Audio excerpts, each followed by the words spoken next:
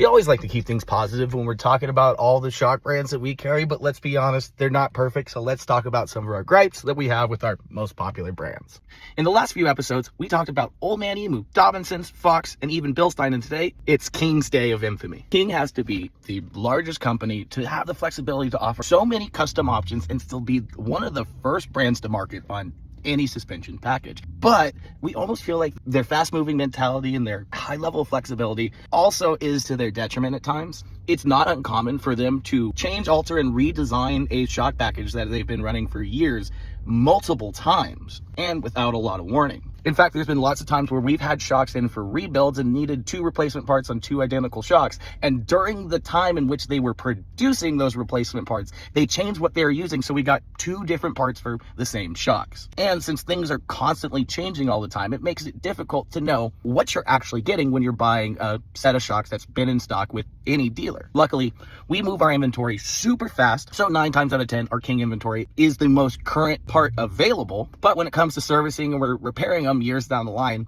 things get pretty tricky. And if you need to get something custom made, well, your shocks are going to be sitting on the workbench for a lot longer than they would be if the part that you need was still in production. King's customer service is great. Their quality is even better, but it is still super disappointing that they only give you a 90-day warranty in their OE performance lines.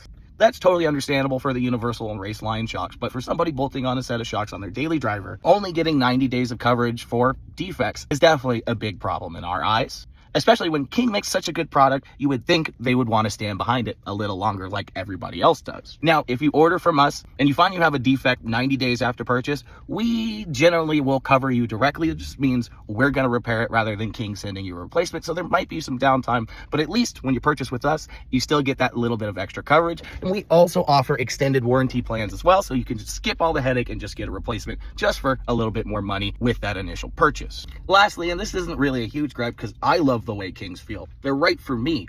But on a lot of their shock packages, it still feels like they're shooting for race level performance in a bolt-on shock, which definitely has its place. But today's average driver doesn't really want a shock design specifically for going fast all the time. And so there's a lot of packages we've tested that were either surprisingly firm at lower speeds or super under damped at lower speeds and didn't give you the sport you would expect until you're absolutely ripping on it. Obviously, they can be custom tuned, and that's something we're going to be offering pretty soon here, but it would be nice to have some options that were a little bit more in the middle of the road, like a 2.5-inch body IFP that is a little bit more trail oriented, like Fox has been offering in their 2.5 HTO line. But there's more complaints to be had, so stay tuned to the next episode where we start to burn on Icon.